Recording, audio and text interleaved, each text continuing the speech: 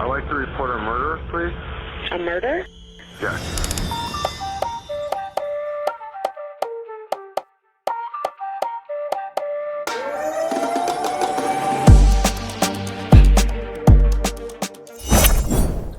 Home Depot is not an unfamiliar name.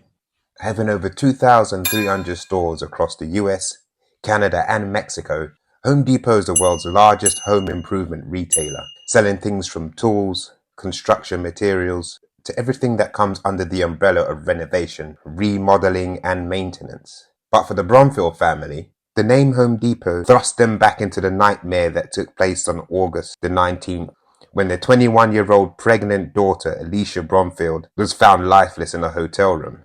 The harrowing case of Alisha Bromfield could have been prevented because Alisha did all of the right things to stop a cycle of torment, yet she still lost not only her life, but her unborn baby's life as well, all because of one obsessive person. Welcome to Crime Lab, where we explore the facts and let the evidence speak for itself.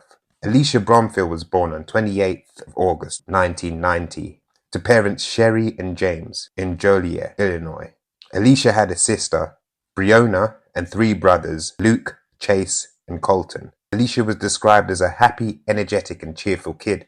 Growing up, she was very close to her family, especially her mum and her grandmother. They were the 2 women in her life who were always there, and they loved Alisha to pieces. Tragically, Alisha's grandmother passed away not long after, and as you can guess, Alisha was devastated. Her grandmother was a pivotal person in her life, and it was safe to say that Alisha felt the absence and growing hole after her grandmother's passing. Even so, Alisha held on to a vibrant and unique personality. She was very active in school, she loved to play outside as a little kid, and she was just a bundle of joy to be around. Alisha attended Joliet Catholic Academy, from where she graduated in 2008, and later she enrolled at Western Illinois University, where she was studying criminal justice and forensic psychology. Another reason why Alisha was close to her mum Sherry was because her parents had gotten divorced pretty early on, and Alisha spent most of her life with Sherry. When Sherry met another guy and eventually married him, Alisha was over the moon for her. She was really happy that her mum had finally found someone. She was the type of person who loved big families. Alisha also wanted to have a family of her own.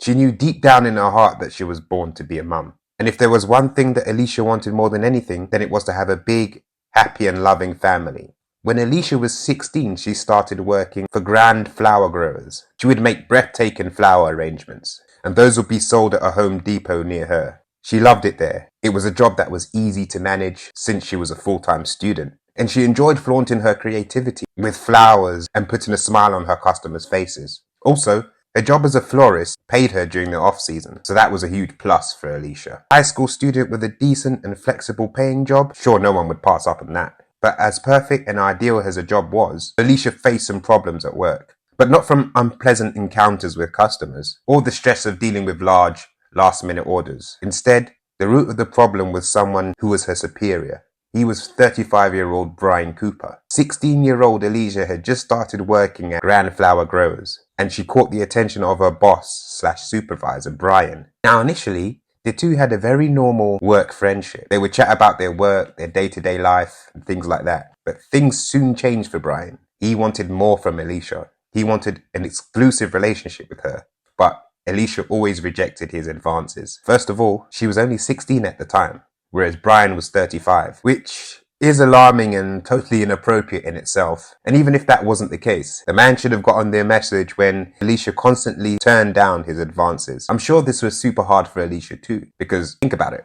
This was technically her boss, and it was super awkward for her to keep Brian and his creepy advances at bay, while still trying to mind her own business at work. Brian was someone Alisha saw and interacted with daily, so it was a tough position for her to be in. It wasn't quite easy for Alisha to just quit her job like that. She was a struggling student who needed the money, and well, the job paid well. So to throw all of this away for a creepy boss, it just felt unjustified. Even though Brian was being very pushy with Alisha and kept pursuing her, it's important to know that Alisha never reciprocated.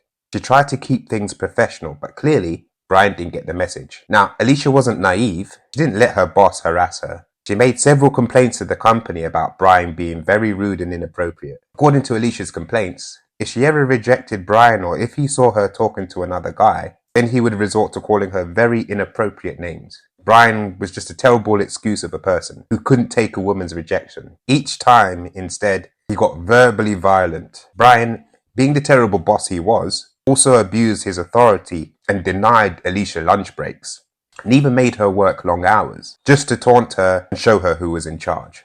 It's so infuriating to actually see Brian casually abuse his authority as a boss or supervisor just because Alisha didn't want to be his girlfriend. Speaking of girlfriend, Brian would also go around and tell other employees that Alisha was his girlfriend and that they were going out when clearly they weren't. Brian somehow got a kick out of spreading false rumours about him and Alisha. Need I remind you that this was a middle-aged man, not a high school kid? Anyway, Alisha was growing exhausted by all of this. She was juggling her studies, trying to live a life and just do a job. But Brian was relentless in his obsession with Alisha. As much as I don't want to say this went on for 5 years. Yes, you heard that right. 5 full years. Alisha was working at Grand Flower Grows for 5 years and going to college. And at the time of the case, she was just 21. She didn't leave her job.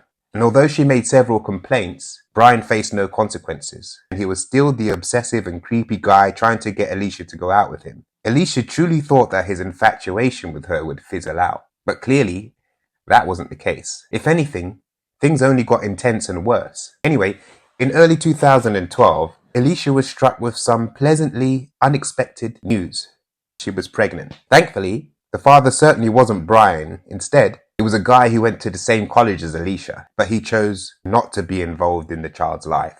Even though Alisha was sad that the baby's father didn't want to be in their lives, that didn't stop her from jumping up and down with joy at the news of her pregnancy. Alisha was very excited to become a mum. Now, leaving her job was out of the question. Because as great as the news of her pregnancy was, she would need money and a lot of it to support herself and her unborn baby, and not to mention college. Months later, Alisha found out that she was expecting a girl. She had even named her Ava Lucille. Alisha had an undeniable connection with Ava, as I'm sure most mothers-to-be do.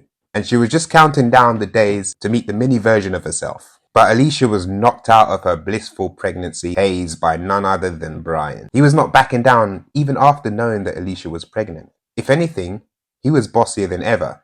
And even though Alisha was pregnant and had to go for doctor's appointments and ultrasounds and scans, Brian would always make her work overtime, change her shifts unexpectedly, and even go as far as threatening to fire her, even if she missed a single day of work. All the while, he still made advances, and all of Alisha's rejections were falling on deaf ears. Brian even went as far as forcing Alisha to run errands for him, which included walking his dog. If Alisha said no, then Brian would have threatened to fire her. Brian knew how to bend Alisha to his will. He took advantage of her desperation because Alisha needed the money more than ever, and she couldn't possibly quit her job when she was just months away from giving birth. Because the complaints against Brian went nowhere, Brian was becoming more and more relentless, and he was certain that he can make Alisha do anything he wanted without getting into trouble. The only thing that was done against Brian by upper management was that he was asked to leave work early so that he wouldn't have as much interaction with Alisha, and he was asked to attend anger management courses, which obviously he didn't. Alisha was so tired of this behavior, and she even confided in her mum about all of this. Alisha did all of the right things. Yes, she didn't leave her job because of Brian, but she made complaints against him to upper management, and she thought that they would take care of all of this. Sadly, that wouldn't be the case. Fast forward to August 2012, Brian came up to Alisha and demanded that she attend his sister's wedding with him. I guess he needed a +1, and what better way to torment Alisha than to force her to join him? Of course, Alisha didn't want to go with him, and she flat out said no. But what did Brian do? Did he leave Alisha alone? Of course not.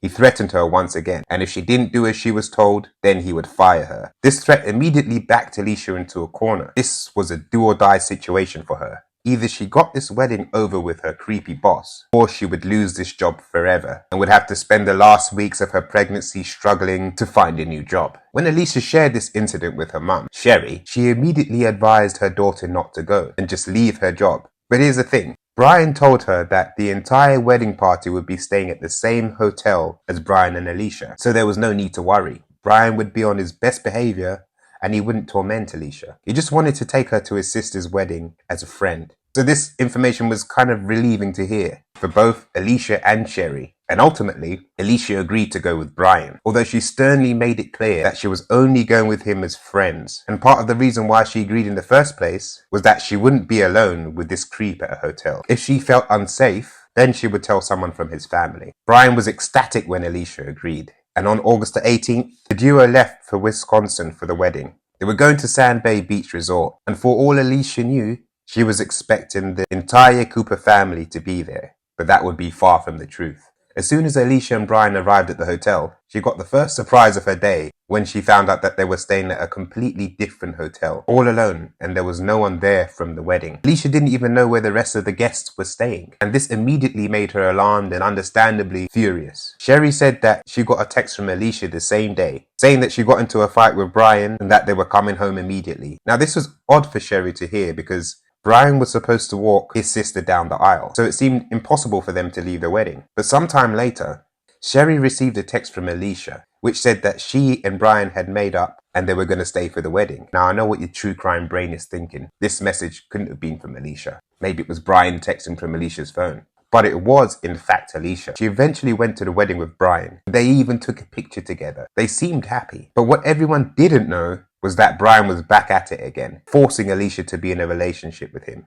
Alisha finally had enough of all of this. Not only was she not interested, but she was fed up. She just didn't want to be in a relationship with this creepy man, who also happened to be a boss. Alisha shut down the conversation by saying she was done. And once this wedding was over and they were back in Illinois, she wasn't even going to have a professional friendship anymore. Can you blame her? Brian was pestering her for 5 years, and Alisha had had enough. But it wasn't like she could just leave. She was in Wisconsin, Brian drove her there, and she needed him to take her back once the wedding was over. Now this caused Brian to get very angry at Alisha. He finally understood that Alisha was not going to tolerate his behavior any longer, and he wouldn't have the chance to pursue and harass her anymore. Brian did leave her alone, but throughout the night, he was sulky, marinating in all of this rage and unchecked anger. And to make matters worse, he was also drinking. Finally, the wedding wrapped up, and Alisha and Brian made their way back to the hotel. They were staying in the same room, but they had different beds, as if that was enough to make Alisha feel any safer. I'm sure Brian forced her to share a room with him. If Alisha had her way, then she would give everything not to spend another minute alone with this creep. Now Alisha was wiped out. She was nearly 7 months pregnant. She was on her feet the entire day on top of dealing with Brian's antics. And she just wanted to get some shut-eye. Alisha and Brian were also expected to leave the next day. And she was just counting down the minutes to get back to Illinois. But was Brian feeling the same? No. He was dreading the next day. He knew that this would be the last time he would be able to pester or control Alisha, and that made him see red. He was so angry at Alisha for rejecting him, for not reciprocating his advances, and for pushing him away, and sadly, this would lead to a terrifying end. Brian sat down on the couch, drink in hand, and watched Alisha sleep for almost 2 hours. As a final resort, he woke Alisha up and asked her out on a date one last time. When Alisha said no, that was when Brian couldn't control his surging anger. No was the last thing Alisha said before her tragic and inevitable end. Brian gave himself just a second before he launched at Alisha. She woke up, obviously startled, but Brian was relentless. He was ready to end Alicia's life with his bare hands. Alisha struggled to breathe and even begged for her baby's life, but it was useless. And tragically, Brian was successful in ending Alicia's life. Not only did he kill the object of his incurable obsession, but he also killed the innocent, unborn baby in Alicia's womb, which is just so awful and heartless. Can't even imagine what Alisha must have been feeling during her final moments. She was about to go home in a couple of hours, but she and her unborn baby Ava were getting mercilessly attacked by a man who just couldn't take no for an answer. If murdering Alisha wasn't heinous enough, Brian then took advantage of a now past Alisha and even took pictures of her lifeless body, which is just so unsettling and disgusting. To think that Alisha was humiliated like that post-mortem is just heartbreaking and unbelievable. But after the horrific attack on Alisha, Brian fell asleep in the bathtub. The next morning, Brian contemplated taking the coward's way out to evade the law. He tried to end his own life by drowning, but was unsuccessful. And eventually, this was when he decided to report the incident to the police. To do that, he walked into a nearby gas station sopping wet, and everyone was staring at him in disbelief. He requested the cashier to let him make a call to 911 to report a murder. Let's take a brief look.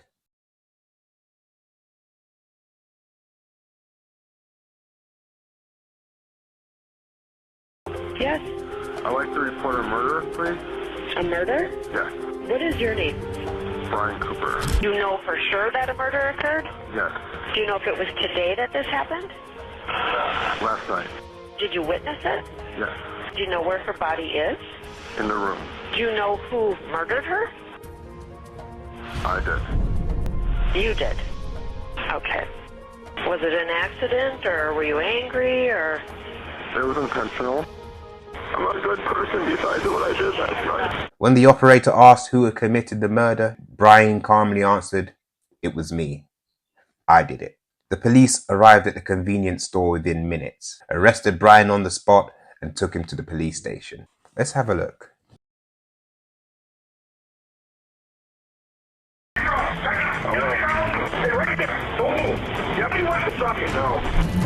There, during an interview, Brian confessed to everything, but he said that he and Alisha were a thing, and that he wanted an exclusive commitment, but Alisha didn't.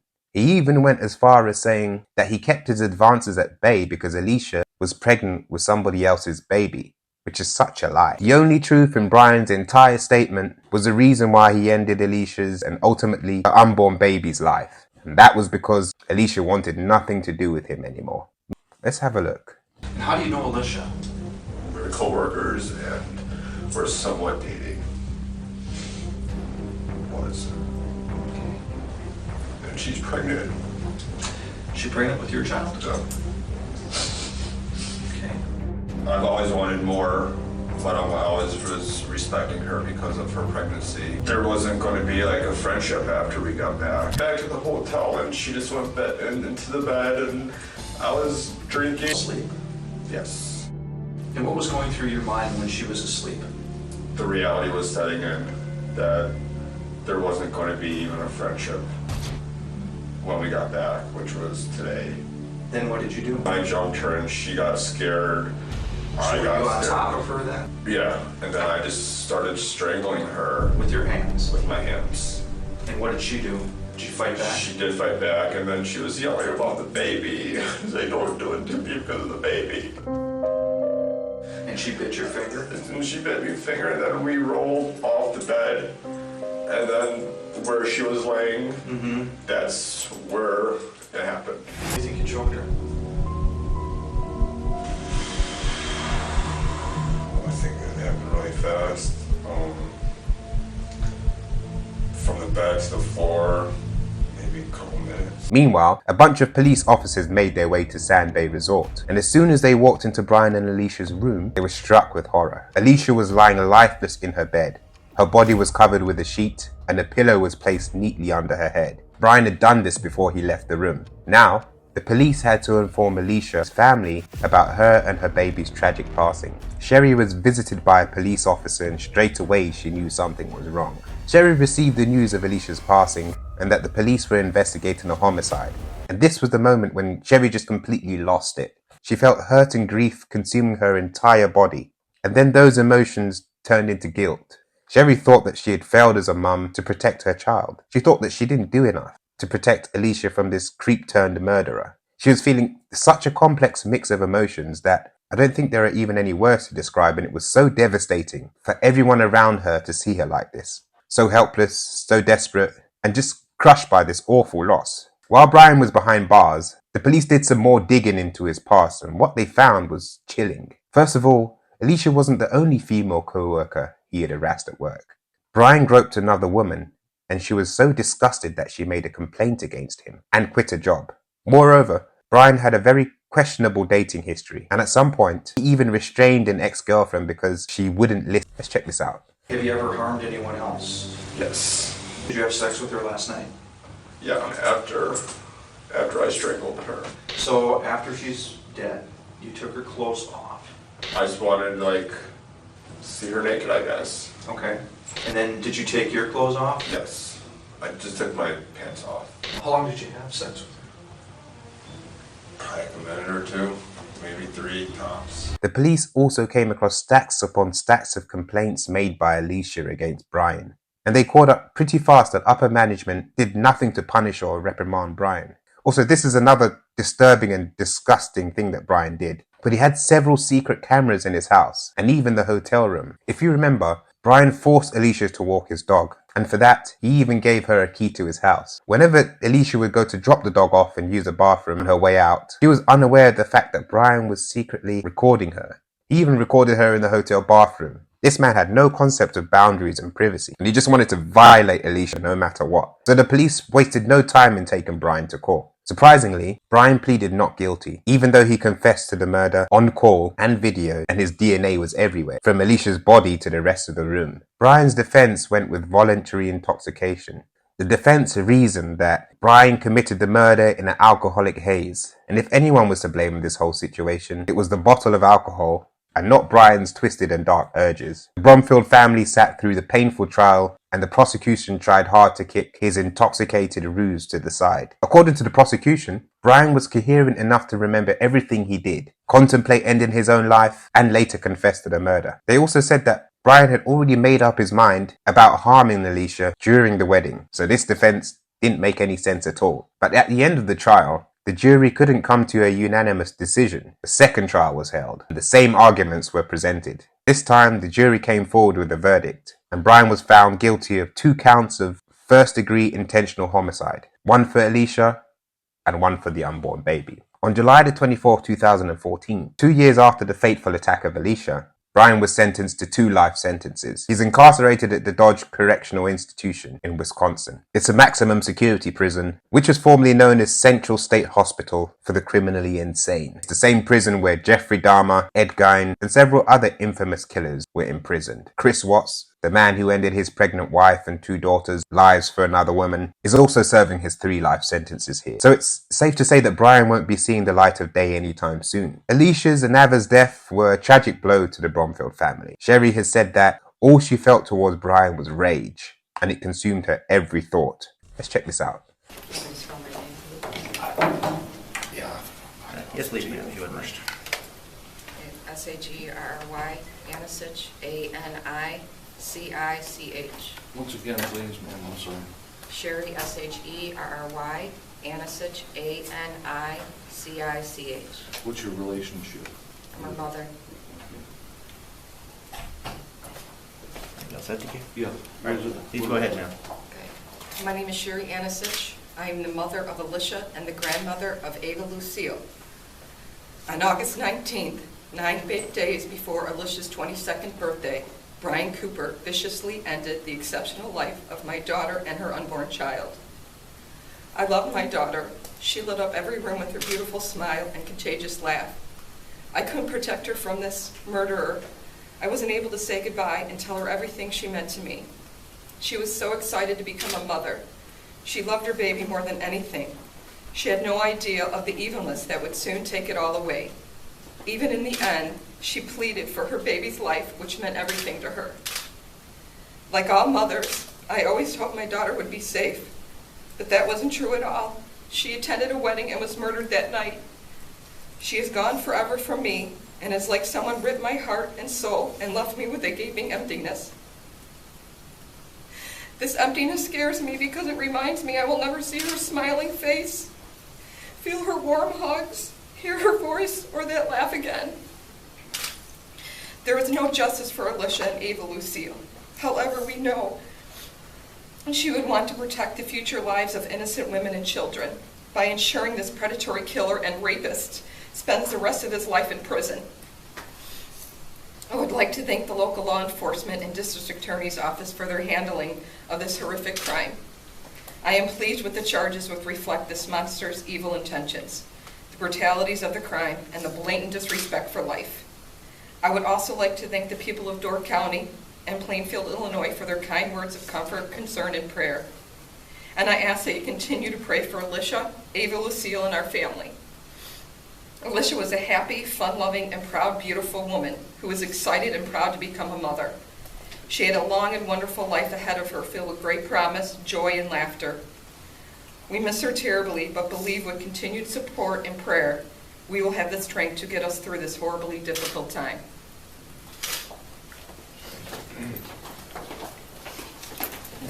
I wouldn't mind if we could just see a couple of those pictures that you guys brought today.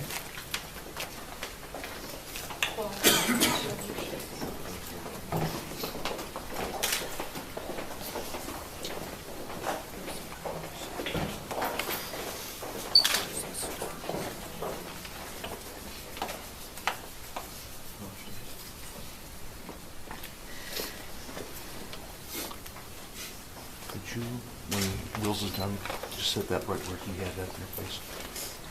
I'm gonna get a picture, we'll get both of them. Thank you. Thank you.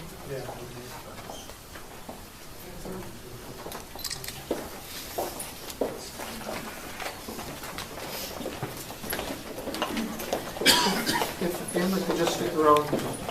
But after Alisha and Ava's funeral on August 25th, 2012, Sherry decided to channel all of her anger into something that would make people remember Alisha in the best way. So this is what she did.